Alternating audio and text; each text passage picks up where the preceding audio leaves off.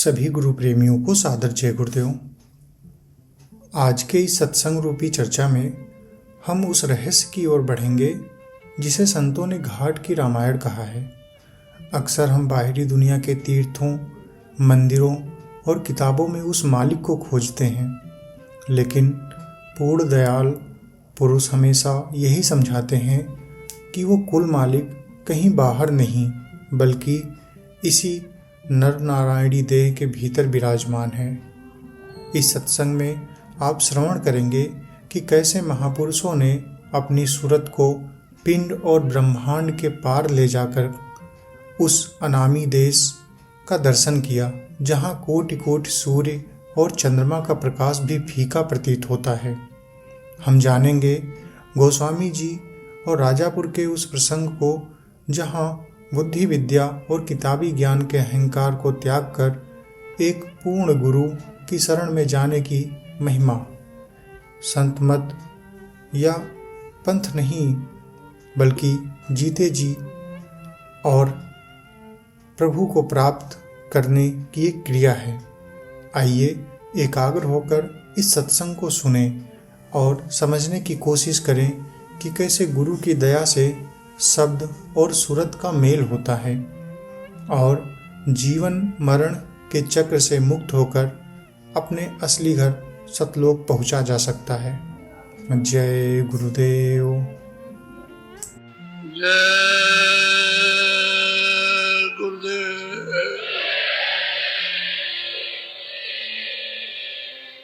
जय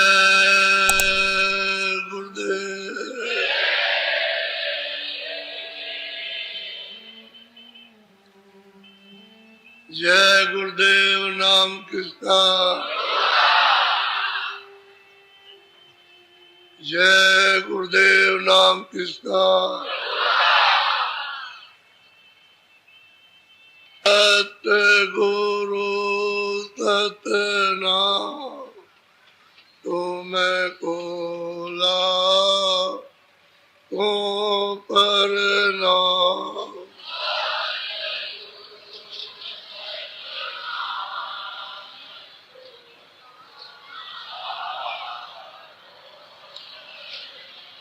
सतगुरु सतनाम तुमको कोटिन सूरज चांद सितारे,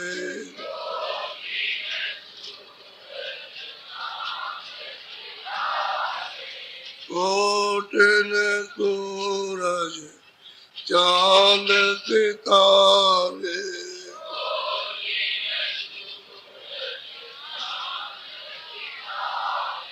रोम रोम में करे उजारे,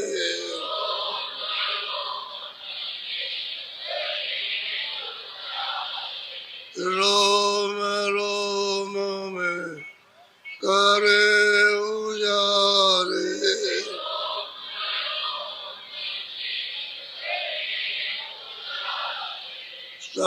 सतपुरुष करता तुमको लाखों प्रणाम।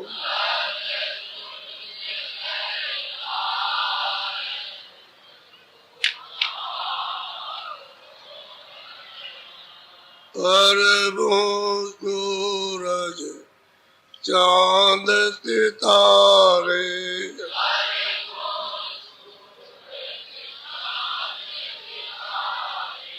अरबों सूरज चांद सितारे,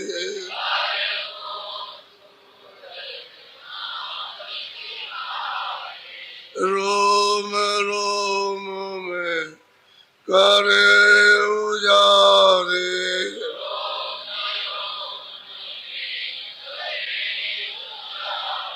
रोम रोम में करे उजारे।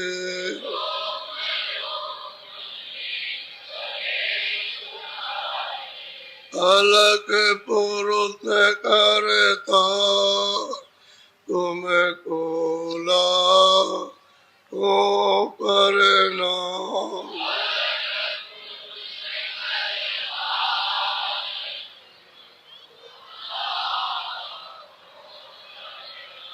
खरबों सूरज चांद सितारे,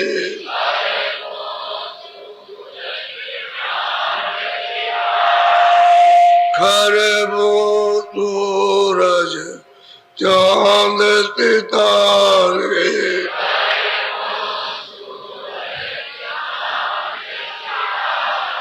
रोम रोम में करे उजाले,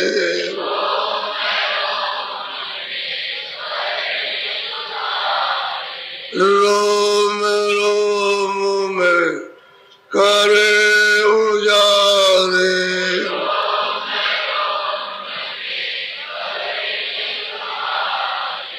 अगम पुरुष करता तुमको लाखों प्रणाम।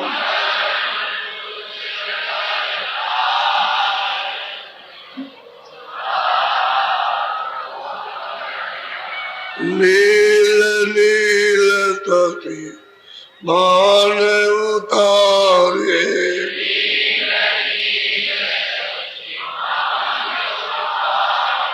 नील नील तपी मान उतारे,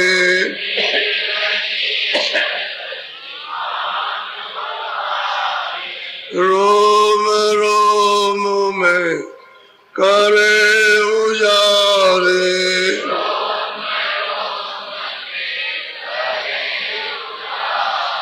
रोम रोम में करे उजाले,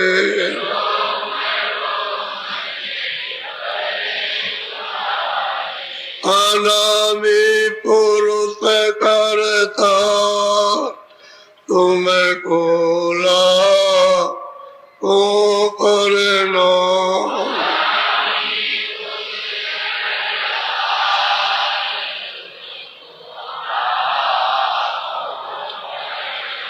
अनामी पुरुष करता तुमको लाखों प्रणाम।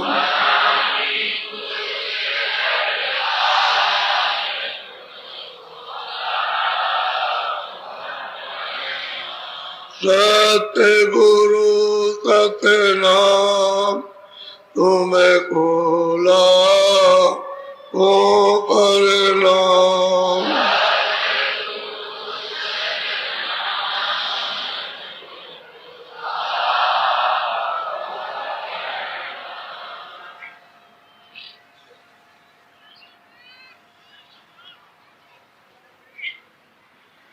ये प्रार्थना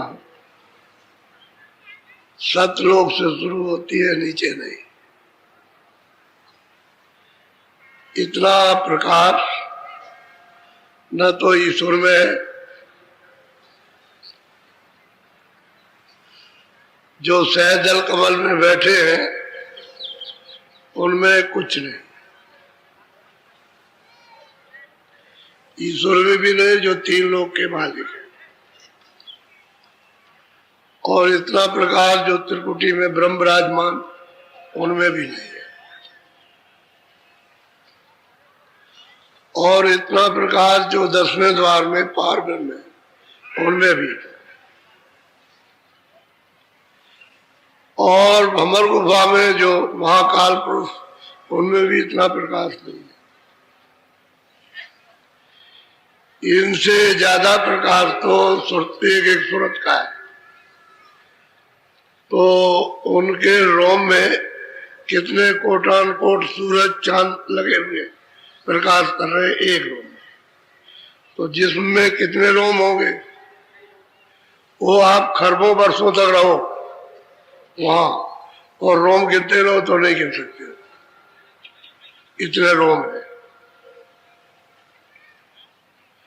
तो इनमें तो कुछ है नहीं, तो ये सतलोक से प्राप्त। फिर कोटान कोट, फिर अरबों अरबों सूरज चांद, उसके एक एक रोम में अलग पुरुष के, और खरबों सूरज चांद एक एक रोम के अंदर में अगम पुरुष के। अनामी पुरुष की तो वैसे ही महापुरुषों ने संकेत में व्याख्या की, उसकी कोई व्याख्या नहीं कि कितना प्रकाश है, वो सब गिनती खत्म। जितने भी गिनतियां देश में जिस मुल्क में, सब खत्म हो जाए। इतना मतलब है सूरज और चांद। वो भी सूरज चांद कौन? ये नहीं, ये सूरज चांद नहीं जो 10वें द्वार में और ऊपर भमर गुफा में, उसको सूरज चांद कहते हैं। ये सब गिनतियां खत्म हो जाए और मतलब यह है कि इतना इतना प्रकाश नहीं क्यों, इसलिए उसका कोई वर्णन नहीं कर सकता। इशारा किया सब महापुरुषों ने, जिन्होंने देखा, जिन्होंने प्राप्त किया, ऐसा और कुछ नीचे की कोई प्राप्ति नहीं। और जब वो कहते हैं कि मेरी एक बूंद ये 3 लोग का शासन कर रही, एक बूंद, तो था समुद्र सतलोक, एक बूंद, तो फिर समुद्र की क्या महिमा? कौन महिमा करेगा समुद्र? कौन कर सकता है? कोई नहीं। इसलिए आपको ये भेद किसी को मालूम नहीं। पुरानी किताबों में जो लिखा गया वो तो सब नीचे का है, और नीचे का क्या दिया जाए कि नहीं अथाह है, तो उनको विचारों को मालूम। संतों ने आकर के जो कुछ देखा और लोगों को दिखाया, प्रेमियों को जो उनके पास पहुंच गए, पहुंचे तो विरोध में थे, बहुत ही ईर्ष्या में पहुंचे थे। ये उनके बाल क्रोध में फुर फुर ऐसे उड़ते थे, और ये रोम सीधे क्रोध में खड़े हो गए। इतना क्रोध था। इस क्रोध में महापुरुषों के पास गए, लेकिन देखो उनकी किस प्रकार से दया होती है। दया कैसा करते हैं? गोस्वामी जी महाराज ने अपने घर में रहकर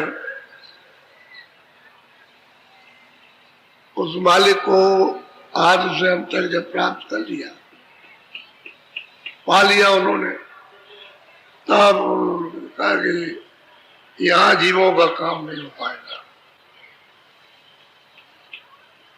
यहाँ नहीं होगा, चलो बाहर करेंगे। तब फिर घर में प्राप्त करने, घर ही में प्राप्त कर लिया, घर से बाहर नहीं निकले। अब उनको गुरु मिल गए तो उन्होंने घर ही में बैठ करके प्राप्त कर लिया। और जब इनके वचन को सुनने के लिए आसपास के लोग जिनके घर पर भीड़ उमड़ने लगी, तो कहने लगे ये क्या, ये आफत क्या खड़ी कर दी। घर वाले समझते हैं आफत है ये आप तो बात ये सुनने के लिए आएंगे। अब कुछ ऐसा जब सुनने को मिलेगा जो कभी नहीं मिला तो आएंगे ही लोग, तो आने लगे लोग, वो सुनने लगे। यहां तक उन्होंने बताया अपनी कलम से कि झाड़ करके गांव के अड़ोस पड़ोस के सब दर्शन करने के लिए आते। तो वहां घर कितना होगा, छोटा सा, जगह नहीं रहेगी। बहुत बड़े आदमी हो तो कितना घर है, घर तो घर ही है, आदमियों को बैठने की जगह चाहिए। तो चिल्लाने लगे कि ये क्या पहुंच खड़ी हो गई, ये हटते ही नहीं है। अच्छा, स्त्रियां किसी की नहीं सुने, उनकी अपनी अपनी भीड़। अब वो आदमियों के क्या समझे, तो बस वो सिफारिश कुछ करे, वो कुछ करे, वो कुछ करे कि हमारे ऊपर दया कर दीजिए, कृपा कर दीजिए। ये सब उन्होंने कहा, ये क्या हो गया। तो उन्होंने देखा कि ये यहाँ बनेगा नहीं, यहाँ काम कुछ हो गए। इन्होंने सब कुछ प्राप्त कर लिया, स्वर्ग देख लिया, वैकुंठ देख लिया, माया को देखा, ईश्वर को देख लिया इन्होंने, और ब्रह्म को देख लिया, पार ब्रह्म को देखा, महाकाल को, और सतपुरुष के दीदार दर्शन किए, जहां से आए थे वहां, और ऊपर देखा, सब देखा, और अनामी पुरुष को प्राप्त कर लिया घर ही में रहकर, घर में। तो इनके पास एक काशी का वासी रहने वाला, काशी का, और राजापुर में एक सेठ के यहाँ नौकरी करता, क्योंकि नाव द्वारा उस समय पर रेलगाड़ी नहीं थी, तो नाव के द्वारा माल जाता, तो सेठ के यहाँ नौकरी करता, वो भी उसी भीड़ में गांव की, वो भी चला है दर्शन करने के लिए। तो उसके मन का हरण हो गया, यानी मन उन पर लुभा गया, वो तो अब वो आकर के बैठ जाए सुने, दर्शन करे, बैठ जाए सुने दर्शन, उसी भीड़ में। जब वो सब चले जाए तो कुछ सेवा करे, जो कुछ उसकी समझ में आए वो सेवा कर दे, धीरे धीरे धीरे धीरे धीरे धीरे, और निकट में उनके पहुंचा सेवा करे। सेवा जब उन्होंने देख लिया कि किसी को नहीं चाहता सिवाय मेरे, और ऐसे कुछ अच्छा नहीं लगे, तो उसने कहा कि अच्छा हो इधर, तुमको रास्ता देते हैं, तो रास्ता उसको दे दिया, और कहा कि तू वहीं बैठ करके भजन कर। तो रास्ता पा गया और भजन करने लगा। तो इसका भजन 2-4 दिन, 10 दिन, 15 दिन तो कोई बात नहीं, लेकिन शुरू हो गया। अब इसकी लगन और प्रीत इस तरह की हो गई कि दिन में रह जाए, रात को भी रह जाए, न दिन को जाए न रात को जाए, सेवा करता रहे और वही करता रहे। तो कहने का मतलब यह है कि थोड़े ही समय में गोस्वामी जी ने इसको तो कर दिया पार, इसको पहुंचा दिया। अब उनके अंदर तो सर्वशक्ति थी, तो घर ही में रह करके ही इसको काम कर दिया, हो गया काम।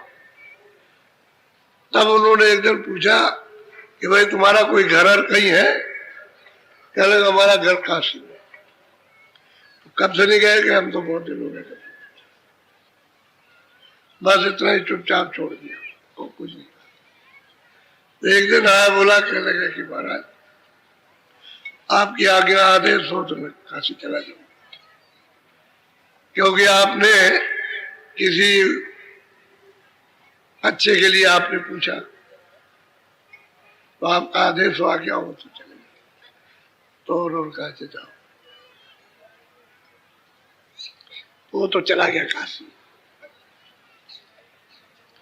जब उन्होंने समझ लिया कि काशी चला पहुंच गया होगा, अपना नाव से पहुंचाओ, पैदल पहुंचाओ, घोड़े से, या मतलब यह है कि और किसी सवारी से पहुंच गया होगा, तब इन्होंने रात को अपना जो कुछ पहले थे डोल डम्बर का एक लौटा लिया, तो चल दिया सीधे काशी की तरफ। उस समय पर ये इस तरह की सड़कें कुछ थी नहीं, पगडंडी रास्ते थे, कच्चे रास्ते थे, दगड़े ऐसे। तो चल दिया अपना, धीरे धीरे अपना चलते गए। जब काशी में पहुंचे तो इन्होंने पूछा खड़े होकर के एक आदमी से, क्या लगा भाई इस नाम का कोई आदमी इस मोहल्ले में रहता है? तो उसने जब इनको देखा तो नाचने लगा। अरे कह लगे महाराज आप मिल गए, आप ही का तो वो वर्णन करता था और कोई बात नहीं करना, सिवाय आप ही की बात करना, आप जरा सा बैठ जाइए। तो दौड़ करके गया, उसको ले आया। अरे भाई तुम जिस गुरु की बातचीत करते तो आ गए। अरे वो कैसे आ गए? क्योंकि ये तो नहीं कहा था मैं आ रहा हूं। तो दौड़ करके आया तो देखा हृदय चरणों पर गिर पड़ा, उनको ले गया, जहां भी रखा वहां रखा, और फिर उसकी तैयारी उसने की कि किस स्थान पर इनकी कुटी बनाई जाए। तो फिर कुटी का इंतजाम किया, उसने कुटी बनाई, फिर वहां कुटी रखी, फिर इनको ले गया, उसमें रखा। उस समय गोस्वामी जी महाराज की उम्र जो है 25 साल की थी, 25वां साल था। इसका तो काम कर दिया और अपना काम पहले कर लिया और काशी पहुंच गए और वहां फिर वो रहने लगे। उस जगह पर फिर उन्होंने उपदेश दिया, जो ये कहे तो कुछ सुने, क्योंकि उन्होंने कभी सुना तो था नहीं किसी ने। बहुत से तो लोग कहे क्या बकवास करते हैं, लेकिन बात यह है कि अगम बात सुनाते, विचित्र बात कहते हैं, लेकिन हमने कभी किसी से कथा वार्ता में सुना नहीं। अब बहुत लोग आने लगे और सुनने लगे, पूछने लगे। तो कुछ लोगों से चर्चा की तो लोग कहने लगे अरे कहीं कुछ नहीं, वो तो नास्तिक है। नास्तिक क्या करोगे जाकर के? बात सही कहे सब, वो लोग भी कहे कि बात तो सही कहते हैं, लेकिन वो लोग जिनका रोजी रोजगार होगा वो कहेंगे भाई नास्तिक, ऐसा लोग कह के टाल दे, अनसुनी कर दे, बात को सुने नहीं। तो फिर उन्होंने किताब लिखी, कागज पर लिखा, जो कुछ भी रास्ता मालिक से मिलने का वो सब लिखा, ईश्वर से मिलने का, ब्रह्म से मिलने का, पार ब्रह्म से, सबसे मालिक से मिलने का, और विस्तार बताया कि ऐसे हुआ और ऐसे ये हुआ। तब ये लिख करके और लोगों को हृदय से कहा कि तुम जरा सा किसी को देना, पढ़े लिखे को। बात में जो देखा तो पूछा तो आकर के नहीं करे, चले कुछ नहीं, ये तो नास्तिक है और ये सब ये भगवान के रही है, वो तो नास्तिक है। ये प्रचार हो गया। अब इतना जोर का प्रचार हुआ कि बस अब जितने भी विद्वान थे सब चकरा गए। अच्छा, जो भी जाए उनके पास उसका तुरंत उत्तर, जो पूछे प्रश्न करे उसका उत्तर, जो पूछे। मुसलमान जाए और कोई जाए, जैनी जाए, ये कोई जाए, वैष्णव जाए, साधु सन्यासी उदासी, सबका जवाब। और अपनी तरफ से नहीं, जो तुम किताबें पढ़ते हो उसी से जवाब दे देते। बात तो नहीं, फिर वो कहते किससे आगे और उसका जवाब उत्तर दे दे और आगे बताया कि आगे और है। अब वो आगे तो उनको मालूम नहीं, कुछ किताबों में जो पढ़ा उतना ही तो पढ़ा, देखा तो उन्होंने भी नहीं। फिर अंत में उनसे पूछे कहते ये बताओ कि तुमने इसको देखा, तुमने स्वर्ग देखा, वैकुंठ देखा, तुमने ब्रह्मा देखे, विष्णु देखे, तुमने मत्स्यवाद्या मार शक्ति देखी, तुमने देखा कुछ है? कहने देखा। तो फिर अंधे क्या देखेंगे? अच्छा, तुम जो सुना रहे हो और तुम भी अंधे हो, जो सुन रहे हो सब अंधे हो, तो अंधों क्या दिखाई देगा?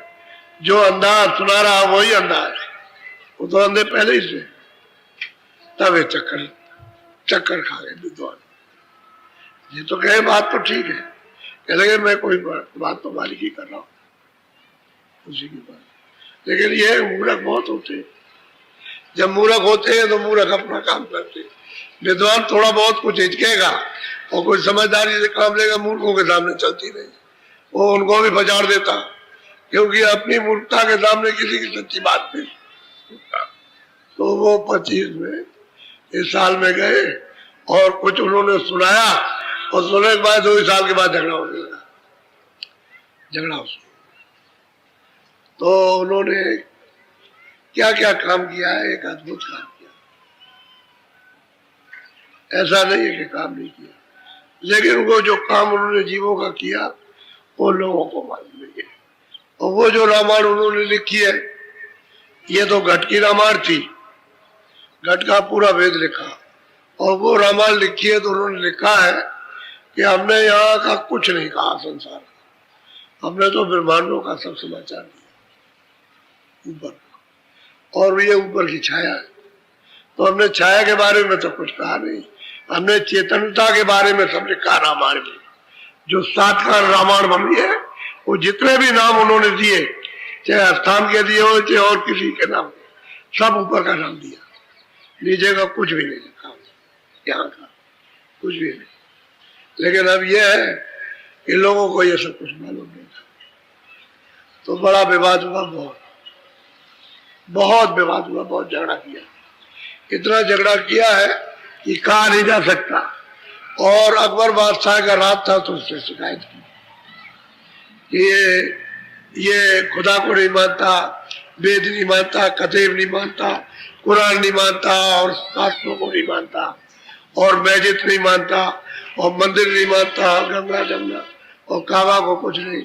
ऐसा आप मतलब कि वकील एक बात पर, ये तो ब्राह्मण कहे कि मतलब ब्राह्मण है, ब्राह्मण है, ये तो कहते थे वो, और साधु है, ये तो बात आती। तो अकबर बादशाह ने देखा कि अच्छा लोग शिकायत कर रहे हैं, तो उनसे कहा कि देखिए कहीं जाइएगा नहीं, और वो वैसे भी कहीं नहीं जाते थे। तो 6 महीने उसने छानबीन कराई, वो तो कोई बात इस तरह की करते ही नहीं थे, तो सबके लिए कहते थे, कोई मुसलमान हो, कोई हो, हिंदू हो, किसी जात का भी हो। आखिर में अंत में उसके ऊपर आफत आने लगी अकबर बादशाह में, अरे कह छोड़ो छोड़ो, कहीं कुछ नहीं, खबर दे दिया कि कोई बंद नहीं।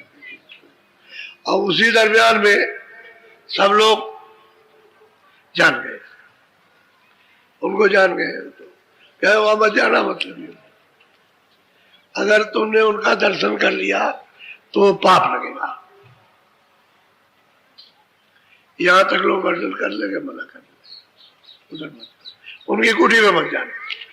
तो बताइए ये दशा हुई। अच्छा अब ये बताइए किसके साथ नहीं हुआ? मीरा के साथ, जिसने मालिक को पराया उसके साथ। कबीर के साथ में हुई, रैदास जी के साथ काशी से निकाल दिया गया, काशी से तो कबीर भी निकाल दिए, पलटू साहब के साथ में हुआ, गोविंद साहब, भीखा साहब, जितने महात्माएं सबके साथ आफत हुई। और उन महात्माओं को जो पूरे संत थे सबने नास्तिक कहा, किसी ने ये कहा कि ये आस्तिक है, तब नास्तिक। और जो मालिक को पाता है उसको आप नास्तिक कहते हो, जो नास्तिक जो नहीं देखता उसको आस्तिक कहते हो।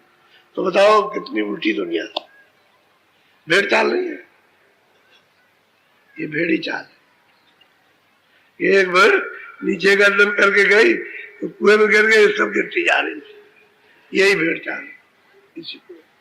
अरे किसी में तो बुद्धि होनी चाहिए थी कि भाई चलो जरा पूछे, चलो कहते क्या, चलो सुने उसको समझे चल के। ये तो किसी ने नहीं, सब नास्तिक नास्तिक नास्तिक। अब पीछे से जब ये मामला कह सुन करके रोज रोज वही बात, तो ये सबको बुरी लगती है, रोज नहीं होनी चाहिए, रोज रोज वही बात, रोज रोज वही बात। तब लोगों ने सोचा कि भाई जिसकी चर्चा रोज रोज चलती रहती है, दूसरी और कोई बात ही नहीं, तो उसको देखा जाए। अब इसमें से निकल जाएंगे समझदार, चलो देखेंगे, हम अपना प्रश्न करेंगे, जो हमारी समझ में नहीं आएगा हम पूछेंगे, क्या हमको कोई लाठी मार देंगे, क्या हमारी जान ले लेंगे। चलो देखो, वहां गए, जा करके वहां तो पूछते हैं सब, जो कुछ जानते हो पूछते हैं। तो उन्होंने उसका जवाब दे दिया, जो पूछा तुरंत जवाब, जो पूछा तो हार गए विद्वान, हार गए। तो उन्होंने कहा अब क्या करें, अब जो पूछते हैं उसका उत्तर दे देते हैं, बात खत्म हो गई। और क्या, और पूछ लेंगे, और कुछ पूछते, पूछो और कुछ पूछो। तो जितना पूछ रहा था उनकी बात पूछ रहे, कुछ रहा ही नहीं। तो फिर दूसरे अखाड़े वाले को लिया, जो विद्वान हो उसको समझा बुझा के कि भाई हम तो हार गए, और तुम चलो जरा, तुम बड़े विद्वान हो और तुम मतलब आ जाओ। तो सब पंथ के लोगों को ले आए, और सबका उन पंथों के मुताबिक सबका उत्तर, पहले वो कि जिसको तुम मानते हो उसका उत्तर ले लो, और उसके बाद फिर आगे। तो वो भी हार गए बेचारे। तो जो हारते जाओ लगते जाए, वो लग गए। उनके बाद बैठने लगे, और बैठ करके खूब समझने लगे, और रास्ता ले लिया, भजन करने लगे। अब वो लोग कहने लगे, ये जो विद्वान थे अंगवाकार, ये बैठ गए और ये भजन करने लगे, रोज आते और जाते, ये भी नास्तिक हो गया। वो अंगवाकारों को भी नास्तिक कहने लगे, ये भी नास्तिक, इसकी बुद्धि भ्रष्ट हो गई। असल में बात यह है कि महात्माओं को सबने कहा, कोई बचा आचार नहीं है। तब लाला जी को परेशान किया, जितने भी आए लेकिन ये है, वो तो मतलब है जीवों पर दया ही करते, इस जाल से निकालते ही है। उनके बाद और तो कोई सामान ही दया करने का सामान है, कोई उनको सजा देने का तो है नहीं। तो जीवों को, क्योंकि वो तो सब एक ही घर से आए, तो जो दया का सागर जो दया लेकर के आया, वो तो यार कुछ जुल्म उनके साथ करेगा नहीं, तो दया ही करते गए। अब जीव बेचारे अब फंस गया करके तो भटक गया, वही समझा रहे कि तुम यहाँ भटक गए हो, तुमको मतलब ये है कि वहां से आए और ये मांग करके ले आए हो, तुम यहाँ पर भटक गए, रास्ता रुक गया तुम्हारा। अब वो कहते हैं चलो हम तुम्हारा रास्ता खोल दे, चलो मालिक के पास जहां से आए। तो चीज ये है। तो सबसे पीछे प्रियला, ये पीछे थे, तो ये जब सुना इन्होंने तो कह लगे हमारा पंथ तो बहुत ऊंचा, हमारे पंथ के बराबर कोई पंथ नहीं। ये गए, इन्होंने पूछा भाई, लेकिन साधु भाव था, श्रद्धा थी, कोई झगड़ा करने के लिए नहीं गए थे पूछने गए। तो वहां जब उन्होंने सब बताया, इनके पूरा पंथ का बताया, तो ये सब साधु भाव में तो थे ही। तो जब चुप हो गए, बोलना बंद कर दिया और सुनने लगे, और रोज आए। तो इन्होंने भी अर्ज की कि हमको भी रास्ता बता दिया, आज तो रास्ता बता दिया और अपना साधन भजन करने लगा। तो जो जो प्राप्त होने लगा वो सबने वर्णन किया। ये बड़े बड़े धुरंधर विद्वान काशी के, उनको प्राप्त होने लगा, उन्होंने वर्णन किया। स्त्रियों को प्राप्त होने लगा, स्त्रियों ने वर्णन किया, सब बताया। मुसलमान आए, उन्होंने वो जब लग गए उनको बताया, तो उन्होंने जो प्राप्त किया वो वर्णन किया। तरफ से एकदम से भागते हैं कि यहाँ से कहीं मिल जाए, वहां से। भजन बिना कुछ नहीं होगा, चाहे जितना तुम भागो। काल के देश में सिवाय आपत्ति के और विपत्ति के, परेशानी के, दुखों के, पीड़ा के, लड़ाई के, झगड़े के, छल के, कपट के और स्वार्थ के सिवाय और यहाँ कुछ है ही नहीं है। यहाँ तुमको चैन मिल ही नहीं सकता, कभी नहीं मिल। भजन से तुमको चैन मिलेगा। तो भजन हाथ छोड़ दिया भजन, करते ही नहीं भजन। तो थोड़ा सा जरा सुन लीजिए गोस्वामी महाराज का। महाराज जो राजापुर में पैदा हुए थे, अरे वही गोस्वामी महाराज जिन्होंने सातकार रामायण बनाई, मैं दूसरे की बात नहीं करता हूँ। वही गोस्वामी जी है जो संवत 1589 में पैदा हुए थे और 1680 में जिन्होंने वहां काशी में वरुण नदी के किनारे संवत 1680 और नदी वरुण के थी, सावन शुक्ला सप्तमी और तुलसी तजो शरीर। ये उन्हीं की बात कर रहा हूँ, मैं दूसरे तीसरे की नहीं बात करता हूँ। जो राजापुर में जिनका जन्म हुआ था, उन्हीं की बात। आपका राजापुर तो ही उत्तर प्रदेश में, ये इधर में हमीरपुर है जमुना जी किनारे, और उसके बगल में बाधा है। तो जमुना जी के किनारे पर उनका गांव है राजापुर, और राजापुर बड़ा प्रसिद्ध गांव, राजापुर बहुत प्रसिद्ध गांव है, और उसी को बुंदेलखंड कहते हैं। वो बुंदेलखंड में शामिल है, पहले बुंदेलखंड, क्योंकि बुंदेला वहां ठाकुर रहते थे, इसलिए वो सब क्षेत्र बुंदेलखंड वहां के रहने वाले थे। और ये काशी चले गए थे, वही पर उनकी कुटी बनी। बोलो जरा सुन लीजिए थोड़ा। अरे मैं प्रिय लाल जो आए, कारे पर दाम छुए थे न पाए। पहले जो लोग आकर के और उठ गए, जो कुछ भी अपना अपना साधन भजन जो कुछ प्राप्त किया था वो बताया, और आज्ञा लेकर के वो लोग तो चल दिए, तब तक ही आ गए।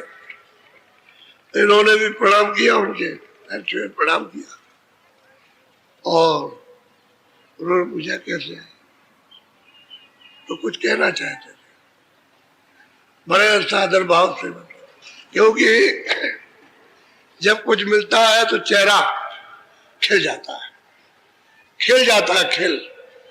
जब कुछ मिलता है तो गोस्वामी जी ने उससे कहा हृदय से, देख हृदय प्रियलाल की शकल देख, शकल देख, इसको मिल गया ना, देख कितना खुश है। चेहरा देख खिल गया इसका, चेहरे पर रौनक आ गई, खिल गया, यानी मस्त हो गया। जब चीज मिलती है तो मस्त होता है। बोलो, इतने उनके बाद तुरंत फिर वो आ गए प्रियलाल और कुछ सुनाना चाहते हैं, गोस्वामी जी महाराज को कुछ सुनाना चाहते। बोलो। प्रियलाल यस बचन उचारा, स्वामी से कहियो कछु सार। और उन्होंने कहा कि स्वामी मैं कुछ सार जो कुछ प्राप्त किया है आपकी यदि अनुकूल कृपा से, दया से, वो कुछ सार वर्णन करूंगा। वो हमको कैसे कैसे मिला है वो बताना चाहते। बोलो। जो कछु कृपा सिंध अनुकूला, सो वेद निरख बताऊं। कहते हैं कि जैसे जैसे आपकी अनुकूल मुझ पर कृपा और दया हुई है वो मैं बताना चाहता हूँ कि आपने मेरे ऊपर में दया इस गरीब पर, इस दिन पर आपने जो दया की है और जो कुछ आपने दिया है, आपकी बगैर दया के कुछ नहीं मिल सकता। और उसको जरा सा सुन लीजिए। बोलो। प्रियलाल भाके रस बाते, कालेंद्री नित सुरति समा। कहते हैं प्रियलाल, कहते हैं उस रस में डूब गए, यानी इसमें रस में डूब गए, इतना उनको आनंद आने लगा। तो कहते हैं कि मैं आंख बंद करता हूं तो कालिंद्री यानी नीलगिर पर्वत, कहते हैं वहां देखता हूं चरण कमल, उस पर खिले हुए हैं, खिले चरण। जब तक नीलगिर पर्वत नहीं मिलेगा, नीलगिर पर चरण कमल नहीं मिलेंगे, तो आगे साधक अपनी दिव्य आंख से, ज्ञान चक्षु से, तीसरी आंख से देख नहीं सकता। तो मैं वो वर्णन नहीं कर रहा हूं जो तुम सोच रहे होगे कि मैं द्वापर की कोई बात कह रहा हूं। अभी संवत है 1589 में जन्म हुआ था और 25 साल के बाद ये उनको बता रहे काशी में बैठ करके। अभी कितने दिन ही कितने हुए, अभी कोई ज्यादा समय नहीं हुआ। तो इसी कलयुग की बात है, कलयुग का वर्णन कर रहे हैं कि मैं जो अपनी आंख पे देखता हूं जो नीला आकाश है उसमें वो खिले हुए और उसमें से रस गिर रहा है। रस कहते हैं अमृत गिर रहा, कहते हैं मैं उसमें से पी गया, इतना पिया कि छक गया। तभी तो कह रहे थे अरे हृदय देख, चेहरे को देख, चेहरे को देखे कुछ पा गया। उन्होंने कहा कि देख ले पा गया, कितना मस्त हो गया, पा गया कुछ। बोलो। कालेंद्री पर नित नित जाई, पुण्य ते पार पार होई राम। कहते हैं कि मैं उस पर अपना रोज जाता था, रोज दर्शन करता था, नित्य प्रति, हर रोज दर रोज। कहते वहां मैंने अपनी बैठक बना ली थी, जब चाहे जब उस पर चले जाए और फिर वहां बैठ करके देखता हूं उधर, तो उधर अंधेरा तो है नहीं, उजाला है, प्रकाश है, लाइट है। जैसे सूरज निकल जाए तो लाइट में सामने सब दिखाई देगा, ऐसे ही वहां लाइट है, उजाला नहीं। तो कहते हैं नित्य नित्य उस पर जाता हूँ, रोज वहां बैठक बनाए, रोज देखता हूँ और उसमें से रस गिर रहा उसको रोज पीता हूँ। उसमें भी क्या, यानी वो शब्द भीगने का है कि बिल्कुल जैसे कि एकदम तर हो गया उसको। बोलो। 9 लाख कमल निरखि पुनि भागे। अब वो प्रियलाल कहते हैं कि वहां बैठ के मैं क्या देखता हूँ कि 9 लाख कमल है, यानी सहजल कमल 9 लाख कमल है। तो प्रियलाल वहां से बैठ करके देखते हैं, वो देखते हैं उसको, ये 9 लाख कमल उसको देखा उन्होंने, इसी पर वो स्थापित है। 3 लोग के मालिक, मुसलमान इनको खुदा कहते हैं और ईसाई इनको गाड कहते हैं, हिंदू इनको परमात्मा कहते हैं, नाम इनका निरंजन है। वो ये सहजल कमल पर बैठे हुए विराजमान, इनकी बैठक यही रहती। और 3 लोग के मालिक हैं, तो इनके जो चारों तरफ सूक्ष्म लोग, उसके नीचे जो है वो जैसे स्वर्ग में कुंड वो लिंग लोग, और उसके नीचे ये है मृतलोक, इसको पिंडलोक कहते हैं, और ऊपर वाले को अंडलोक, और उसके ऊपर में सूक्ष्म लोक। ये 3 लोक के मालिक है। इनका स्थान सैदल कमल में। तो कहते हैं कि जब मैं वहां नीलगिरी वो पर्वत पर कमल पर गया बैठा चरण कमलों में और खूब पिया, सराबोर हो गया, तो आगे खिसक के देखता हूँ, खिसकने का मतलब आगे चल करके देखता हूँ कि 9 लाख कमल उस पर ये विराजमान बैठे। यानी इनका भी ऐसा नहीं, महल है इनका, बहुत सुंदर इनका महल। अगर देख लिया जाए तो बड़े बड़े कहते हैं कि सिरगर्दान हो गए, आगे जाने की इच्छा ही खत्म हो जाती है। इस तरह का इनका दर्शन है। यानी छोटा मोटा दर्शन नहीं है, बहुत दर्शन। इसी को सब लोग देख करके और कहते हैं भाई यही सब कुछ और आगे कुछ नहीं। तो कहते हैं प्रियलाल, ये स्वामी मैं उसको देखता हूँ, वो 9 लाख कमल है उस पर विराजमान और उनका साक्षात्कार दर्शन है। अभी अपने साधन काल वितरण कर रहे हैं। बोलो। सहस कमल के चली गई पावी। इसको कहते हैं सैदल कमल। कहते हैं कि इसके पार, सैदल कमल के पार गई, उस पार। तो उधर में कारण लोग, जब पार जाएगी तो कारण लोग है, और यहाँ पहुंच करके नीचे सब दिखाई देता है। नीचे का जितने भी लोग हैं सब दिखाई देगा, कोई बाकी नहीं। साफ यहाँ भी दिखाई देगा, वहां भी नरक भी दिखाई देगा, वहां ब्रह्मांड में वो भी दिखाई देगा, और बहुत लोग हैं इसी सैदल कमल में। तो कहते हैं कि स्वामी उसके आगे गए, उसके आगे उसके उस पार। और गोस्वामी महाराज ये कहते हैं रामायण में कि मुंदेव नैन, मैंने बाहर की दोनों आंखें बंद की तो ये अंदर की आंख खुली, और त्रिशित में बहुत तृप्त हुआ। यानी मतलब जब उनको वो पीने को मिला तो भी तृप्त हो गए। वो विलोक राम मुस्कुराई। सैदल कमल में राम विराजमान है, 3 लोग के, वही मतलब है खुदा और गान, वो विराजमान है। कहते हैं मैंने उनको देखा, मुझे देख करके और मैं उनको देख के तो हाथ पड़े, खुश हो गए। आप ही की रामायण में जिसको पढ़ते हो उसी में लिखा है, हंस गया तो मैं उधर चला गया। यानी उधर का मतलब उस तरफ, उधर का मतलब पेट में नहीं, पेट उधर नहीं है, उस तरफ चला गया, उधर उस पार में। कहते हैं उधर जब बीच में खड़ा हुआ, उधर माज सुन अंडा जराया, तो सब मैंने अंड की रचना जितने भी स्वर्ग वैकुंठ की थी अपनी आंख से सब एक एक करके देखा। वो समझ कहते हैं सब देखा।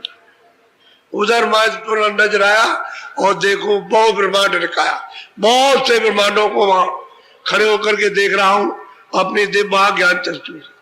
और वो ये कह रहे हैं 9 लाख कमल सैदल कमल के पार, उस पार उधर जा करके उधर देखता हूं।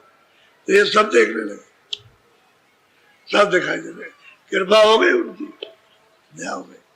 गोस्वामी जी महाराज पर दया गुरु की हो गई, इन पर दया गोस्वामी जी की हो गई, और ये अपने अभ्यास को वर्णन कर रहा है।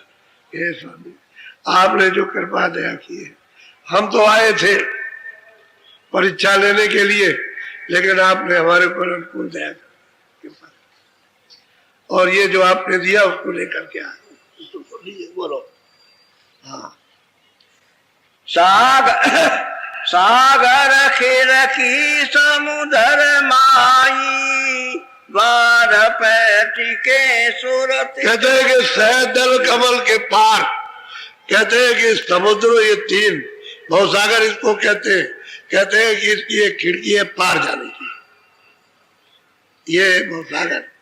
ये पिंडलोक, अंडलोक, और ऊपर में सूक्ष्म लोक और ब्रह्मांड लोक, ये सब के सब भवसागर, इसमें वापस आ जाएंगे। तो कहते हैं कि हमको वहां उस पार जब हम गए तो हम देखते हैं कि सामने एक बहुत बड़ा दरवाजा यानी खिड़की है, वहां दिखाई दे रही है। अगर उस खिड़की में चले जाए और उस पार हो जाए तो पार उतर जाए, और खिड़की के अंदर रहे तो इस पार रहेंगे। तो कहते हैं मैं उसको देखता हूँ, तो अंधेरा तो है नहीं, कैसे ही आंख से देख रहे हो। इसके माने बहुत प्रकाश, बहुत प्रकाश। उस प्रकाश में वो सैदल कमल के उस पार वो देखते हैं, तो जब बहुत से ब्रह्मांड दिखाई देते हैं तो प्रकाश ही में तो दिखाई देते हैं। तो ये प्रकाश सूरज का नहीं है, ये वहां सूरज नहीं, न चांद है न ये तारे, वो तो दूसरे चांद और तारे वहां, ये नहीं है। वो तो सब चेतनी चेतन है, वहां जड़ का तो कोई नाम नहीं है, ये वहां जा भी नहीं सकते, ये कोई भी निशान मानी जा सकता। तो कहते हैं कि मैंने समुद्र पार जाने की, यानी प्रियलाल कहते हैं स्वामी मैं खिड़की देख रहा हूं पार जाने के लिए, खिड़की है। अब वो पूछना चाहते हैं कि स्वामी ये ठीक देखा कभी, इसलिए पूछ रहे हैं ये स्वामी जी ठीक है कि नहीं है, ये वो जो हमने देखा वो गलत तो नहीं है कि हम इधर उधर तो नहीं कहीं बह गए। तो उन्होंने कहा नहीं ठीक है, बोलो बोलो। देखा जाए वह अजब तमाशा, सूरत लीन कोई पहुंचे दासा। कहते हैं कि भाई अगर कोई वहां कौन पहुंच सकता है, कि भाई अगर कोई वहां पहुंचा हुआ महात्मा मिल जाए, उसका अगर साथ कर लिया जाए तो वहां पहुंच सकता, बाकी वहां पहुंच नहीं जा सकता। भाई 3 लोग के पार कैसे जाएगा जब तक उधर पहुंचा हुआ नहीं मिलेगा, ले जाने ले आने वाला, तब तक उधर कोई जा नहीं सकता। अच्छा और कौन सुनेगा? जो देख करके बता रहे हो सुनेगा कौन? जो जानने वाला होगा वही तो सुनेगा, दूसरा कोई नहीं सुन सकता। बोलो। अधर उधर मरे माई बाटा, अंड फोड़ता चढ़ गई घाटा। अब वो कहते हैं कि भाई इधर उधर इसी के बीच में रास्ता है, वो तो खाने की धार है कि सुरग को अगर साध लिया, दृष्टि को अगर साध लिया और इधर उधर किसी दृष्टि में बहकी नहीं, और सीधी मतलब है सद गई, सीधा निशाना लगाया, क्योंकि बड़े चित्र हैं, बड़ी भारी अद्भुत रचना। तो मान लीजिए रचना देखने में उसे बड़ी भारी अद्भुत रचना, तो मान लीजिए रचना देखने में उसे अच्छी लगने लगी तो चाल रुक जाएगी, क्योंकि वहां तो तरह तरह के अद्भुत, जैसे बाजार लगे, जैसे रचना, चित्रकारियां, तमाम चीज होगी, एक दो है कुदरत का, और सब चेतनी चेतन है सब। तो कहीं अगर देखने में फंस गया तो रुक गया। तो कहते हैं जिसकी सूरत सद गई, साध ली उसने, यानी जिसकी इधर उधर नहीं जाती किसी प्रलोभन में किसी तरह, तो खिड़की में पहुंच करके पार उतर जाएगा, पार जाएगा उस पार में। तो इसको कहते हैं कारण लोक। ये ब्रह्म का लोक है, कारण लोक, उस पर ओम विराजमान है, उनका वो अलग देश है, इनका अलग है उनका अलग है, वो इससे भी बड़ा है उनका, ब्रह्म का इससे भी बड़ा देश है।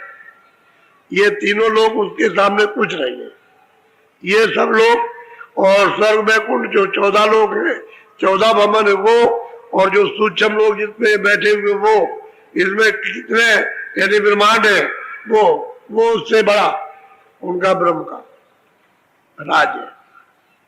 छोटा मोटा राज नहीं है, बहुत बड़ा राज। कहते हैं कि अगर वो खिड़की पर साध लिया, इधर उधर कुछ नहीं देखा और सामने निशाना मारा तो खिड़की जो है खुल जाएगी, इसके पार हो जाएगी।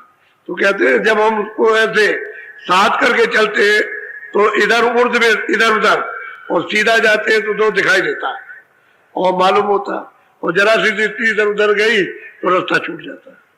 वो बता रहे हैं, वो सुना रहे उनको, ये हम जरा सुना तो दे अपनी बात। बोलो। सूरत नित नित बड़े बड़ाई, ठहरे नहीं बहुत ठहरा। अब प्रियलाल कहते हैं कि स्वामी सूरत यानी उधर बढ़ती जाती है, रोके रुकती नहीं है, आगे चलती जाती है, आगे सूरत, यही जो 2 आंखों के पीछे बैठी है यही जाती है, यही आगे बढ़ रही है, बढ़ रही है आगे, क्योंकि आगे जाना चाहती है, दया हो रही है उसके ऊपर, कृपा हो रही, तभी बगैर कृपा के कैसे आगे जाएगी। बोलो। छिन छिन पद में पद मनिहारी, कंजबास छूटे नहीं तारी। कहते हैं कि अब क्या किया जाए, छिन छिन उन चरण कमलों में जो मिले उसको छोड़ी सकती है, और पूरा रूप तो ऊपर मिलेगा जहां वो सदगुरु विराजमान बैठे हुए, वो त्रिकुटी के ब्रह्म स्थान के ऊपर ही बैठे, वहां पूरा रूप तो उनका वहां मिलता है। वहां कहते हैं कि अब एक छिन भी ये यहीं से बैठ करके सब नजर आने लगा, यहीं से बैठ करके, और थोड़े दिन के बाद कहेंगे, थोड़े दिन के बाद कहेंगे कि यहीं से बैठ करके सब नजर आता, यहीं से इसी जगह से बैठ करके। अभी तो ऊपर से बैठ के नजर आ रहा, फिर कहेंगे यहां से बैठ के सब दिखाई देता, सब का सब। अभी तो चाल चल रहे हैं, इसलिए वो ये समझ रहे हैं कि भाई वहां पहुंच गए तो वहां से दिखाई दिया, वहां पहुंच गए तो वहां से दिखाई दिया, लेकिन फिर जब ये सब पूरा हो जाएगा तो फिर वो कहेंगे स्वामी यही से सब दिखाई देता है, इसी जगह। अब देखो कैसी कृपा इन पर हो गई। बोलो, बड़े विद्वान थे ये, बहुत विद्वान थे, छोटे मोटे विद्वान नहीं थे, और सब काशी के पकड़ के इनको ले गए थे कि भाई तुम विद्वान हो, और वो तो अभी तो लड़का है और उससे कोई जीत नहीं सकता, तुम चले चलो। ये वजह करके हम गए थे पूछने, मिल गया कुछ। अब साधन भजन करने लगे, अब अपना बयान कर रहे, वर्णन कर रहे जो प्राप्त। बोलो, यही विधि दिवस रात लो लागा, कांजबास छूटे। कहते हैं कि इस तरह से रात और दिन हमारी लो लग गई, और कहते हैं खंज गुरु के चरण कमल आप नहीं छूट सकते, वहां रोज बैठते और वहां से आगे चले जाते, रोज बैठते, अब वो छूट नहीं सकते। हर वक्त 2400 घंटे हर घड़ी, कहते हमारी बैठक वहां बन गई हर वक्त में। बात तो असली यही है कि जब चीज मिलती है तो यही कहा जाता है। बोलो, इनको स्वामी की नसना था, काल जाल से छूटे हुआ था। कहते हैं स्वामी हम अधीन कुछ नहीं थे, हमको आपने सनात किया, हम तो अनाथ थे, हमारा कोई नहीं था, हम कुछ नहीं जानते थे, ऐसी कृपा होता है आपने की कि हमको सनात किया और काल के जाल से आपने निकाल दिया। अभी परे चले गए, खिड़की खुल गई, खिड़की इनकी खुल गई तो पार हो गए। तो कहते हैं जब वो कारण शरीर के पार चले गए तो सूरत ने सब कपड़े उतार दिए, कोई इस पर कपड़ा नहीं रह गया, न ये कपड़ा रह गया, न लिंग रह गया, न सूक्ष्म रह गया, न कारण, और पार चले गए और सूरत शब्द में ले हो गई, ले हो गई। कहते हैं स्वामी आपने हमको सनात किया, दया की, कृपा की हमको, और आप नहीं मिलते तो कुछ नहीं होता। हमको आपने वो सागर से पार उतार दिया, तो अभी तो पार उतर गए, लेकिन अभी तो आगे बहुत जाना है, अभी तो बहुत सागर से पार उतरे। बोलो, मुख से कस कस वरन सुनावा, तुम्हारी कृपा गम दर्शावा। कहते हैं कि आप जो कुछ भी आपने वर्णन किया है, जो दया कृपा हुई है, वो मैंने आकर के आपको सुनाया, सुनाया आपको, जो हमने गति को प्राप्त किया, और जो आगे प्राप्त होगा वो आपको सब सुनाएंगे आकर। तो ये उनके सामने सब वर्णन कर रहे हैं जो प्राप्त किया। यानी ईश्वर को इन्होंने कहा मैंने पाया, स्वर्ग में उनको कहा मैंने सब देखा, ब्रह्मा विष्णु कहाँ रहते हैं मैंने सब देखा, ऊपर में ब्रह्म कहाँ पर है और उसकी रचना कैसी उसको सब देखा, और कहते हैं समुद्र पार हो गया उसको, कहते हैं आगे और दया हो जाएगी तो हम जो आपने वर्णन किया है वो सब देखा, और आगे जो मिलेगा वो वर्णन। आपकी अनुकूल कृपा और दया हो गई। बोलो, मैं मति मंद वस्तु का पाऊं, मन मोटा जग गुरु का। और अपने वो कहते हैं मैं मति का बिल्कुल अंधा, पागल और मन मस्त है, और मैं मतलब ये वस्तु हमको ये जो आपने दी कहाँ मिलेगी, और मैं वैसे भी जगत का गुरु कहलाता हूँ, क्योंकि ये तमाम गुरुवाई का काम करते थे। जगत के गुरु ब्राह्मण थे और जगत पे मतलब कंठी माला पहनाया करते थे, तो कहते हैं मैं तो जगत का गुरु था, मैं मति का मंद है, ओछा, यानी किसी की बात सुनता नहीं, और मन मेरा मोटा, मैं मुझे ये वस्तु कहाँ मिलती, आपकी अगर अनुकूल कृपा नहीं होती कहीं नहीं मिलता। कौन देता है? बोलो। मान माई बामन की जाति, ऊंचा चारि वर्ण और में कहते हैं तुम्हें ब्राह्मण और मुझे तो मान चाहिए, मैं चारों वर्णों में ऊंचा हूँ, तो मैं मान ही चारों तरफ मांगता रहता हूँ। मुझे लोग कहें कि भाई तुम बहुत बड़े हो, भाई तुम बहुत बड़े हो, ये बड़े विद्वान हो और बड़े ब्राह्मण हो, ऊंची जाति में हो, तो मैं तो उस मान के मत में मत, मोटा मेरा मन, मती का मन, जो कुछ जानता नहीं। तो ये वस्तु बगैर आपकी कृपा के नहीं मिल सकती, आपकी दया हो गई तभी। अभी अपने आप को रो रहे कि मैं ये था, मैं इस तरह का था। बोलो। अंधघोर जग का जंजाला, नित नित मचे कर जनमी काला। कहते हैं भाई क्या करता, मैं तो अंधघोर उसका काम कर रहा था, मेरी आंख बंद थी, अंधा था और ये सब काम करता था, तो जंजाल में फंस रहा था। अब पता चला कि जंजाल क्या चीज है। कहते ये सब कर रहा था बाहर का टिटिम्मा, तो ये जंजाल में फंस रहा था और जरा सा समय निकलता तो बस काल के जाल में चला जाता। अब वो खुद इस बात को कह रहे कि बड़ा ढोंगी था और मती का मैं अंधा था, मती का ये था, मन का मोटा था और बस जंजाल में फंसा हुआ था। आपके वस्तु को कहाँ पा सकता था, तो आपने कृपा और दया कर दी। अब ये समझ में आया कि जंजाल क्या है। बोलो। तो सबसे बड़ी बात तो ये है कि इतने चेले इन्होंने बनाए थे, ब्राह्मण थे और गुरु सबके थे, लेकिन कहीं भी ये नहीं आया कि फिर चेला इनके पास कोई आया। सबसे बड़ी बात तो ये हुई कि चेला इनके पास कोई नहीं गया। क्यों नहीं गया? कह लगे हमारा गुरु भी नास्तिक हो गया, ये प्रचार हो गया। इतना बड़ा, यानी मतलब है गुरु हो संसारी और उसके चेले हो, लेकिन एक भी कहीं प्रमाण नहीं आया इनका कि हमारे पास में कोई चेला आया कह लगे नहीं वो गुरु भ्रष्ट हो गया, नास्तिक हो गया, कोई ईश्वर को नहीं देखा। बताइए, ये है दुनिया, ये भारत की दुनिया है, बहुत इसी में फंसी पड़ी हुई है। ये किसी की नहीं है बच्चा, ये अपना अपना स्वार्थ सिद्ध करती है, ये दुनिया है। अरे भाई तुम चेले थे और गुरु उनको मानते हैं, भाई गुरु जाएगा चलो हम भी वही चले, अगर उसको कुछ मिला होगा हमको भी मिल जाएगा, उसको अगर पागल किया होगा तो हमको भी कर देंगे, लेकिन कुछ नहीं, नास्तिक हो गया, प्रचार हो गया, सब लोगों ने मुख खोल दिया। बोलो। तुम दयाल विजय सीखीना, काल जाल तज सारही। कहते हैं कि आपने ऐसी दया और कृपा की है कि आप तीनों पर अनाथों पर दया कर दी कि काल के जाल से निकाल करके पार कर दिया। अब दोबारा लौट के नहीं आना, क्योंकि अब तो पार हो गए ना, समुद्र पार चढ़, कहते हैं चढ़ करके उस पार उतर गए, अब लौट के नहीं रहेंगे जब तक ये समय है, तब तक जितनी उम्र है तब तक तो रहेंगे, लेकिन पार उतर गए, यही रहते हुए पार, जिंदा ही पार उतर गए, मरने के बाद नहीं। और हम लोग कहते हैं मर जाएंगे तब पार उतरेंगे, तो आपने देखा है? अरे मरने के बाद कोई चिट्ठी पत्री आई कि मैं वहां पहुंच गया हूँ स्वर्ग में और वैकुंठ में पहुंच गया हूँ या आ गया हूँ और तुम लोग ठीक सीधे रहना, मैं ठीक से हूँ या मतलब ये है कि दुख से हूँ?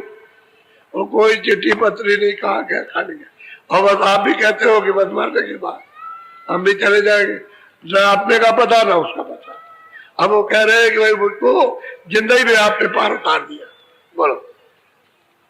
तुम नहीं कृपा करत यही भाता, तो कर मन भो माहि समा। वो स्वामी जी से कह रहे हैं कि स्वामी अगर आपने कृपा न की होती तो फिर बस इन्हीं कर्मों से जो कर्म कर रहे थे वो में 4 खानों में 84 लच्चियों ने नरकों में चला जाता सीधा, कोई बचा नहीं सकता। अगर आप मिलते नहीं तो आपने दया कृपा कर दी, बचा लिया। अच्छा हुआ कि उन लोगों से बला छूट गई, चलो कोई नहीं आया, अच्छा हुआ वही छोड़ के चले गए, नहीं बाद में हमको कुछ सोचना पड़ता और आपसे अर्जी करनी पड़ती कि वो हमारे पास लगे हुए तो इनका भी कुछ कीजिए। अच्छा हुआ छोड़ के चले, ये कह दिया इन्होंने कि अच्छा हुआ छोड़ के चले गए अपने आप, अपनी इच्छा से, और झंझट टूट गया। नहीं तो वो आते तो मैं उनके लिए प्रार्थना करता आपसे कि इन पर भी दया कर दीजिए, क्योंकि मैं तो जानता नहीं था, ये मेरे साथ में बने हुए थे, तो इनका भी कुछ कल्याण कीजिए। अच्छा वो चलेगा। यह बंधन विधि भाव छुटावा, जाका जीवता। अब प्रियलाल कहते हैं कि स्वामी आपने वो कृपा की है कि यहाँ का जीव बना था, खुद नहीं सकता था, इन्हीं कर्मों में बंद करके वो 84 4 खानों में जा रहा था। आपने उसको छुड़ा करके और जहां का जीव उसी जगह पहुंचा दिया, जहां से जीवात्मा आई थी उसी जगह पहुंचा दिया। वही काम हुआ। तो असली चीज ये है कि लोग जानते किसी मत के टेकी हो जाते, रास्ता तो मिलेगा महापुरुष, और किसी मत के टेकी हो जाओगे, कोई भी मत होगा तो आपको रास्ता नहीं मिलता। क्यों कि जो बताने वाले वो सब अंधे, किताब में कुछ समझ नहीं सकते हो, तो फिर ये बताएगा कौन? देखने वाला तो बताएगा। तो किताबें तो कुछ देखती नहीं, किताबें तो महापुरुषों ने जो देखा उसका इशारा लिखा होगा, और इशारा हमारी समझ में आएगा नहीं। तो महापुरुष मिलना चाहिए, उसी के लिए सबने कहा कि महापुरुषों की खोज करो, महापुरुषों की खोज करो, वो मिल जाएंगे जो प्राप्त करने वाले, तभी आपको रास्ता बताएंगे। नहीं मिलेंगे तो रास्ता आपको नहीं मिलेगा और पार नहीं जा सकते हो। तो कहते हैं अच्छा हुआ कर्मों के बंधन से छूट जाते, आपने ऐसी कृपा और दया कर दी कि पार उतार दिया, और जहाँ का जीव था, जहाँ की सूरत थी, वही घर में उसी भंडार में आपने पहुंचा दी। बोलो। यह जग भूल अंध जीव खाना, मन अपने का ज्ञान बस कहते हैं कि जीव जो है एक तो अंधा अज्ञान है और खानों में चला जा रहा, इसको कौन रोके बेचारा, और अपने मन में समझता है हम जो कुछ भी करते हैं वो ठीक करें।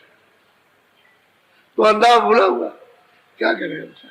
कौन इसको बताए?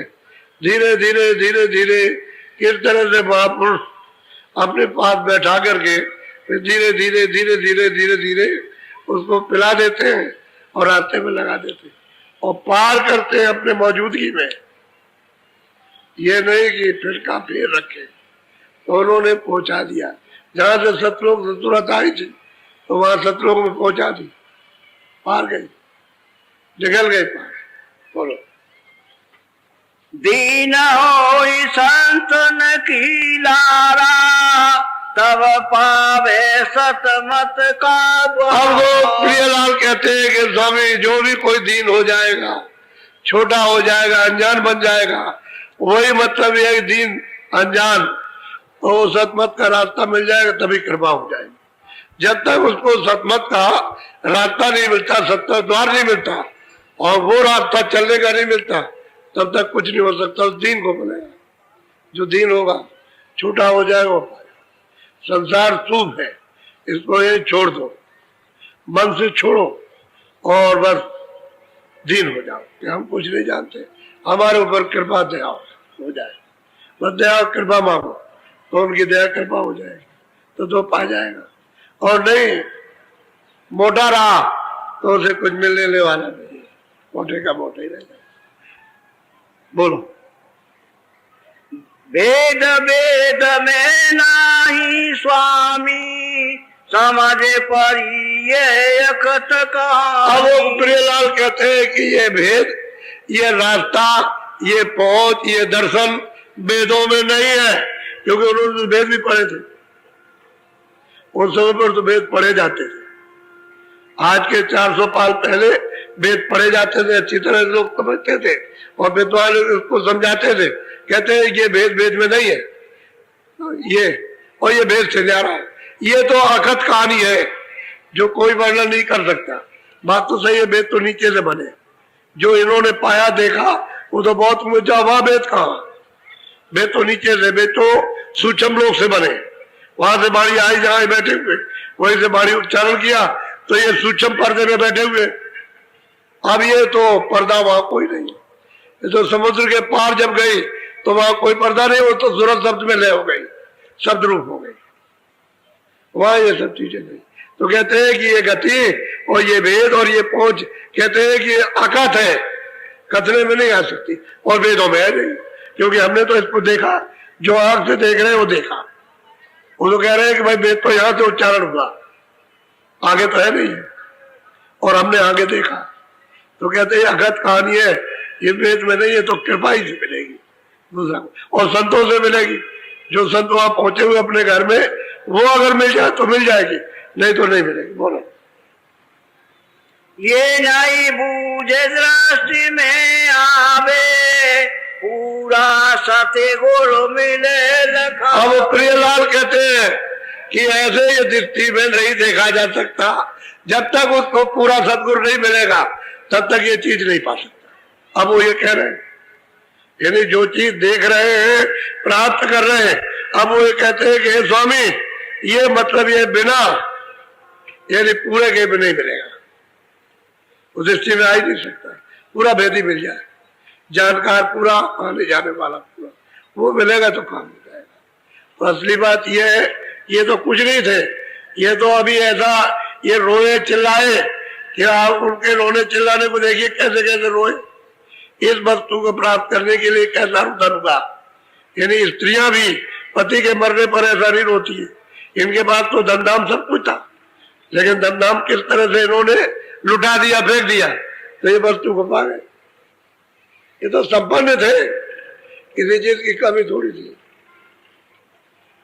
कहते हैं कि ऐसे कृपा से मिलता, पूरे सदगुरु से मिलेगा, अधूरा कांधा उससे नहीं मिल सकता। बोलो। बिन सत्य गुरु जीव भर में खाना, मुए पाए पारे ग्रंथ पूरा। कहते हैं कि बिना सतगुरु के जीव, कहते हैं खानों में चला जाता है, कोई इसकी संभाल नहीं कर सकता, और पढ़ पढ़ के कहते जन्म बर्बाद कर दिया, चले कुछ नहीं पाया। अरे तो खुद ही पढ़ते थे, ये खुद ही अंधे थे, वो तो कहते मैं अंधा ही था, मैं तो सभी कुछ पढ़ता था, मैं तो पढ़ा लिखा था, मैं तो विद्वान था, मैंने तो कुछ नहीं पाया और कुछ नहीं देखा। जब तक ये नहीं मिलते रहता हमको कुछ नहीं मिलता। अब वो कह रहे मैं दीन हूं, मैं कुछ नहीं हूं, मैं अनाथ हूं, मैं तो पापी था, मैं तो घोर नरकी था, मैं अनजान था, अपर था, मन मोटा, सब कुछ वर्णन किया है। आपकी कृपा हो गई, दया। अब वो कहते हैं आपकी दया के बगैर काम नहीं चले, और जीवों को संकेत देते कि जब तक पूरा नहीं मिलेगा तब तक कोई भी उसको प्राप्त नहीं कर सकता। पूरा मिलना चाहिए, और पूरी की खोज करो, मिल जाएगा। क्योंकि सृष्टि में तो घूमते रहते हैं, सब देखते रहते हैं, सब कुछ कहीं ना कहीं, यानी हिल्ला रोजी बहुत बहाने कहीं ना कहीं वसीला लगा देंगे, बुलाने गए खुद मिल लेंगे जाकर के। आप खोज तो करो उनकी, खुद मिल लेंगे, रास्ते में मिल जाए। कितने लोगों को तो रास्ते मिल गए, चले जा रहे और जानवर चरा रहा, आके बैठ गया, कहले तेरे घर में कुछ है, कुछ भूख लगी है, कहले मैं अभी जाता हूँ, आप बैठिए मैं अभी ले आता हूँ। घर में बात से कहता है बाबा जी आए, वो भूखे कुछ दे दे। अरे यहाँ कहाँ से आया, वो बाबा जी मुसंडे होंगे। अरे उठ लगे तू क्या, अरे भाई कुछ दे दे जल्दी से। तो और कुछ नहीं पाया, दूध ही ले भगा, और आकर के महात्मा जी को पिला दिया दूध। ओ माँ बड़ा बिगड़ी, गाली गलौज किया, दूध ले गया, ये ले गया। कह लगे देख तेरी माँ वो गाली दे रही है और कितना तुझसे बिगड़ रही है, मैं जानता हूँ कि तुझे मार पड़ेगी, लेकिन ले मैं तुझे रास्ता बता दूं, पहले रास्ता बताऊं तुझको दूध पीने का। तो उसको मैं डाल करके उसको अंदर का भेद दे दिया, कहा देख हमारी बात याद रखना, रोज भजन करना, भजन रोज करना। तो ये हांडी ले जाओ, वही छीके के नीचे डलिया होती है, उसके नीचे इसको रख देना चुपचाप, और उससे कहना माई से कि मैंने कहा दूध पिलाया था। दूध कहाँ पिलाया, तू रोज रोज रोज रोज कुछ ना कुछ कहती रहती है कि तुम साधु को खिला देते हो, ये मैंने कहा दूध पिलाया। कह लगे तू सब ले गया, मैंने देखा। कह रहे देख ले जा करके। तो जब वहां देखा तो दूध सब फैला, हांडी पूरी भरी है, पूरी हांडी दूध की पूरी भरी हुई है, और दूध उतना ही फैल गया, नीचे गिर गया।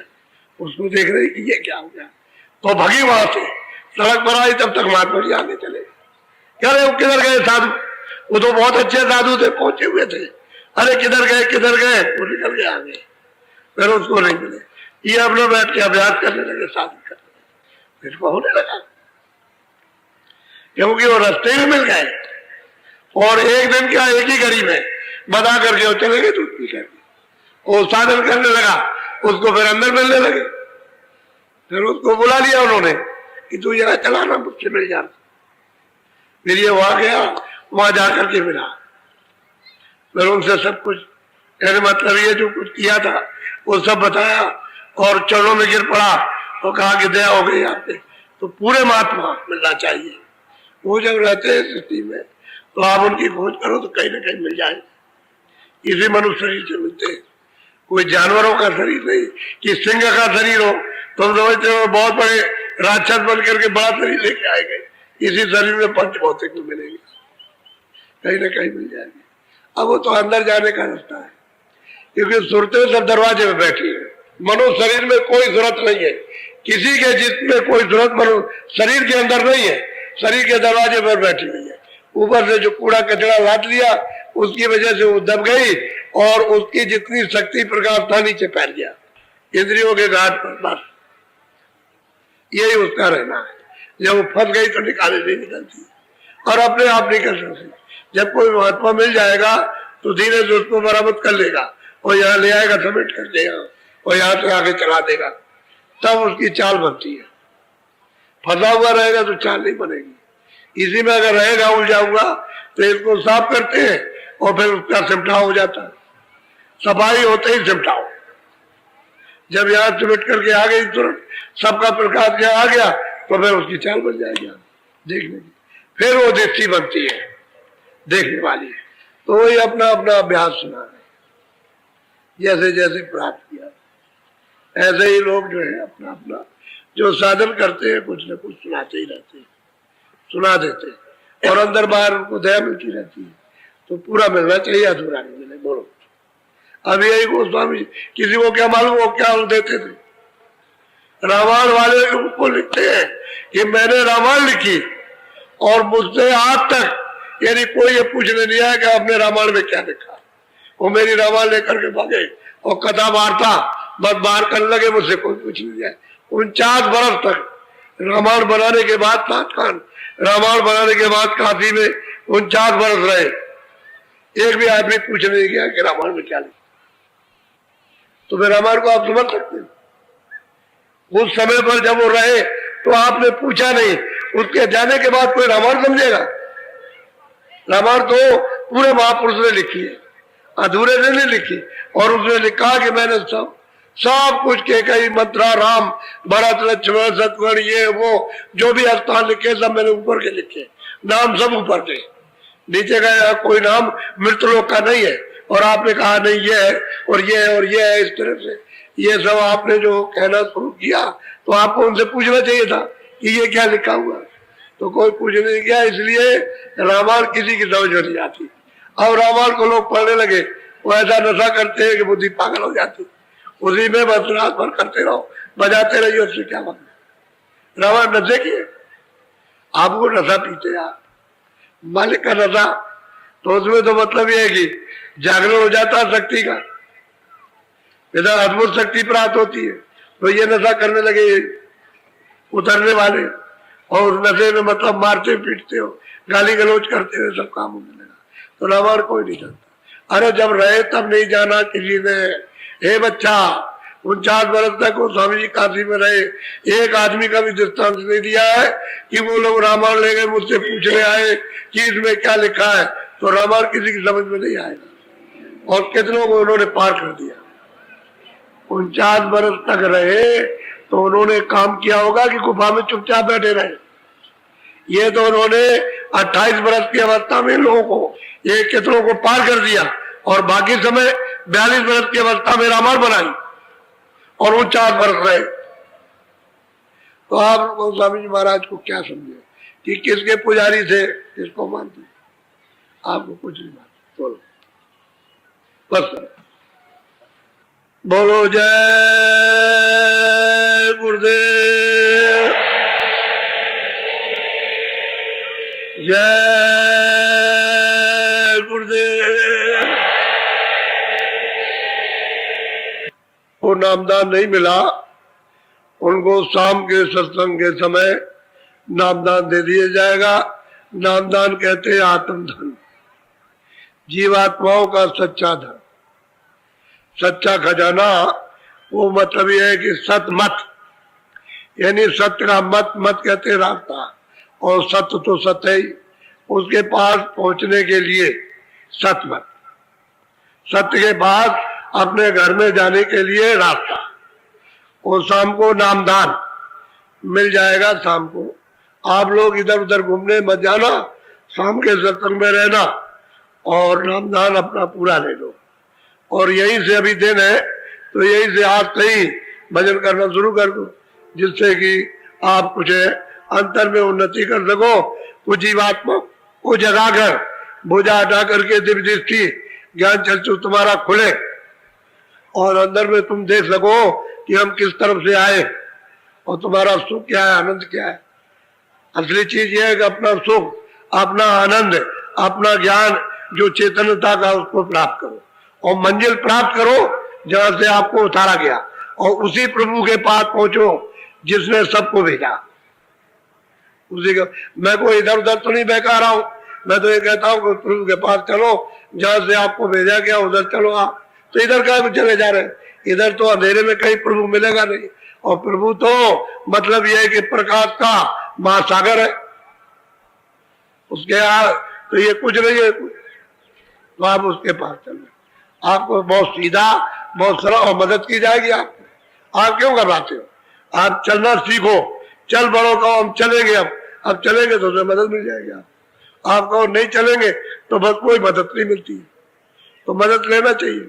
अरे भाई किसी ने कहा बोझा ले जाए, चल ले गठरी उठा, ले उसको उठवा दिया गठरी और सिर पर रखा दिया, अच्छा चल मैं पीछे पीछे चल रहा हूँ, चल गठरी ले वहां फेंक देना चल के, तो याद से उठाई वहां फेंकवा दी, मदद की, उठाने मदद, पीछे पीछे हिम्मत दे रहा कि चले चलो चले चलो, आप थकोगे नहीं, घबराओ मत, जब समय आए वो फेंक दे। तो असल में महात्मा ये कहते हैं भाई चलो हम तुम्हारी मदद करेंगे, तो आपको चलो।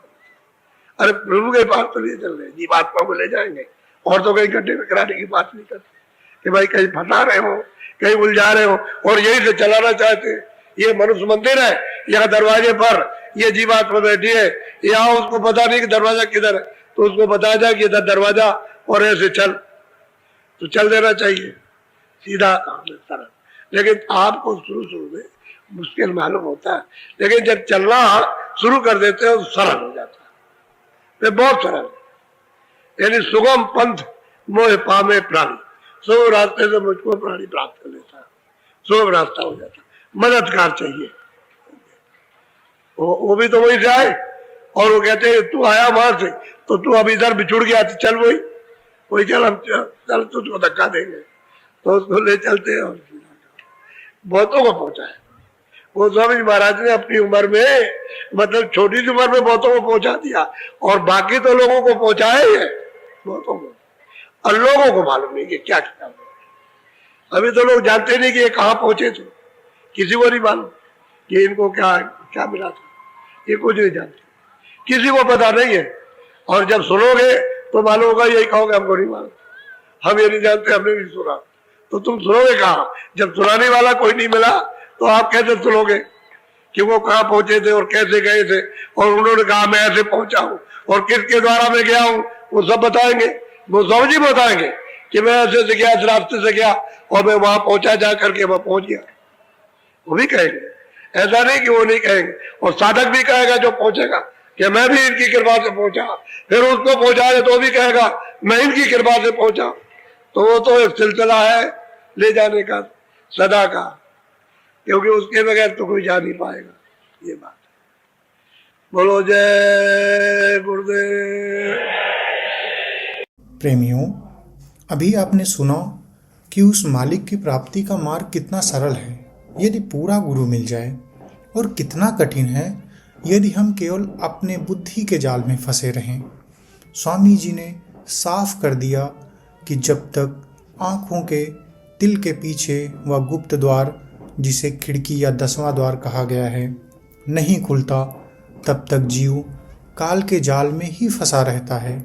किताबों में केवल इशारे हैं, लेकिन वो रास्ता दिखाने वाला भेदी महात्मा ही हो सकता है। जैसे बिना चिराग के अंधेरा दूर नहीं होता, वैसे बिना नामदान और सतगुरु की युक्ति के भीतर का प्रकाश प्रकट नहीं होता। अक्सर दुनिया कहती है कि मुक्ति मरने के बाद मिलेगी, लेकिन संत मत का दावा है कि मुक्ति जीते जी का विषय है। यदि आपने जीते जी अपनी सूरत को शरीर के 9 द्वारों से समेटकर 10वें द्वार पर चढ़ना नहीं सीखा तो मरने के बाद क्या गारंटी है। इस सत्संग का सार यही है कि हमें अपनी सूरत को शब्द की डोर से पकड़कर उसे पार ले जाना है, जहाँ कारण शरीर के वस्त्र उतर जाते हैं और आत्मा अपने शुद्ध शब्द रूप में प्रकट होती है। याद रखिए, जब तक मैं ब्राह्मण हूँ, मैं विद्वान हूँ, मैं गुरु हूँ के मोटे मन के अहंकार में रहेंगे, तब तक वो दीनता नहीं आएगी जिससे मालिक पिघलता है। गोस्वामी जी जैसे विद्वान और संत ने भी जब सब कुछ त्याग कर गुरु के चरणों में अर्जी लगाई, तब उन्हें अगम दर्शन प्राप्त हुआ। आज का यह सत्संग हमें प्रेरणा देता है कि हम केवल सुनने वाले ना बने, बल्कि करने वाले बने। शाम के वक्त जब नामदान की चर्चा हो तो अपनी सूरत को एकाग्र करें। वो प्रियलाल परमात्मा वहीं बैठा आपका इंतज़ार कर रहा है। वो तो दया करने के लिए तैयार है, बस हमें एक कदम बढ़ाना है। अंत में यही अरदास है कि हम सबको वो विवेक मिले जिससे हम बाहरी ढोंग और आडंबरों को छोड़कर अपने भीतर आवाज़ को सुन सकें। गुरु की दया सबको प्राप्त हो, सबका कल्याण हो। अपनी साधना में ढील ना दें, क्योंकि यह मनुष्य शरीर वो आखिरी सीढ़ी है जहाँ से हमें अपने निज धाम पहुँचना है। इन्हीं वचनों के साथ हम चर्चा को विराम देते हैं। अगर आपको यह सत्संग वीडियो पसंद आता है तो लाइक करें, चैनल को सब्सक्राइब करें, अन्य प्रेमियों तक यह वीडियो ज़रूर शेयर करें। सादर जय गुरुदेव।